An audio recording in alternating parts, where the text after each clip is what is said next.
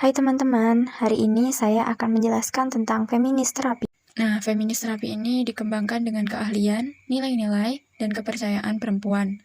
Di awal gerakannya, feminis dipandang sebagai tantangan bagi kekuasaan patriarki atau sistem sosial yang menempatkan laki-laki sebagai otoritas utama. Nah, fokusnya pada pengembangan perempuan sebagai individu yang berkualitas dan unik. Harriet Lerner lahir di Brooklyn, New York. Nah, dia ini mengalami berbagai macam kesulitan saat mengembangkan feminis terapi. Karena Harriet ini adalah satu-satunya yang menyuarakan feminis di Menninger, tempat kerjanya. Nah, kesulitan yang dialami oleh Harriet Lerner ialah menjelaskan pandangan feminis kepada rekan laki-laki, kemudian menerbitkan pendapat feminis di Buletin Menninger. Nah, selanjutnya adalah latar belakang gerakan feminis Lerner. Nah, gerakan ini dimulai dari kerinduan Lerner terhadap dunia yang menghormati dan menghargai martabat dan integritas wanita dan semua manusia. Selanjutnya, menurutnya, tidak ada istirahat dalam perjuangan untuk menciptakan dunia yang adil dan aman bagi seorang perempuan. Kemudian, yang terakhir adalah menurutnya sebagai seorang terapis dan profesional kesehatan mental, we can't afford silence, atau kita itu tidak boleh diam saja. Selanjutnya kita akan membahas tentang personality. Di dalam personality, konselor feminis percaya bahwa perempuan telah dibatasi dan ditindas di masyarakat.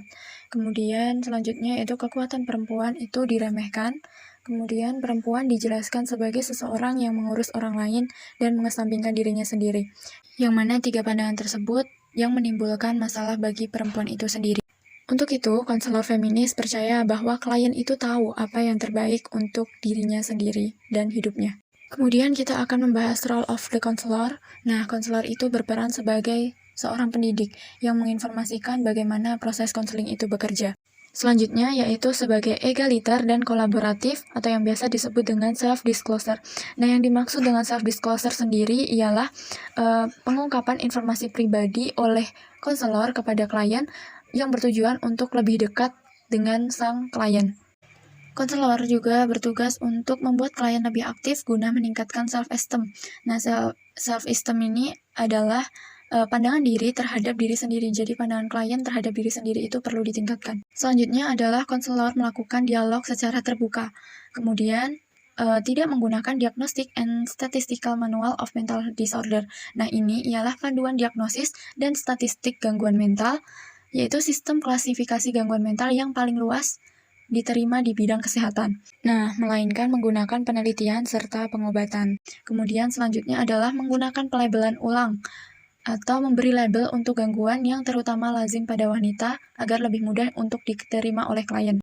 Selanjutnya adalah tujuan atau goals. Nah, yang pertama adalah menghargai keragaman, baik itu gender, budaya, gaya, dan sebagainya.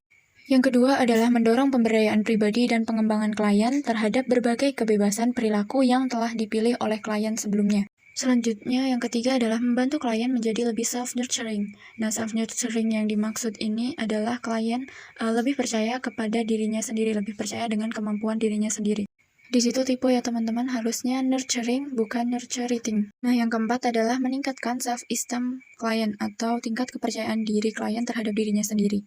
Selanjutnya yang terakhir adalah mendorong kesetaraan gender dalam kehidupan di masyarakat. Kemudian yang selanjutnya mengenai proses and teknik. Yang pertama tentang gender role analysis. Nah, ini cara kerjanya adalah membantu klien menemukan harapan-harapan yang telah diberikan oleh orang-orang mengenai gendernya. Nah, selanjutnya adalah gender role intervention. Nah, ini konselor menganalisis tentang sejauh mana dampak harapan-harapan tersebut terhadap diri klien. Kemudian power analysis. Nah, konselor membantu klien mengenali perbedaan kekuasaan laki-laki dan perempuan di masyarakat. Nah, selanjutnya adalah power intervention. Ini memberikan klien informasi mengenai kekuasaan klien agar klien dapat lebih mandiri. Yang kelima adalah assertiveness training, kemudian reframing and relabeling. Yang selanjutnya adalah biblioterapi and scriptoterapi, kemudian demystifying terapi atau self-disclosure, dan yang terakhir adalah group work atau social action. Nah, konsep feminis ini, konsep dan strateginya berlaku sama untuk individu dan kelompok. Kemudian, kekuatan yang dimiliki oleh terapi feminis adalah membuka jalan untuk praktik konseling sensitif gender. Terus, kelemahannya adalah hanya sedikit hasil penelitian yang terkontrol mengenai terapi feminis. Mungkin itu yang bisa saya sampaikan. Sampai jumpa lagi teman-teman. See you.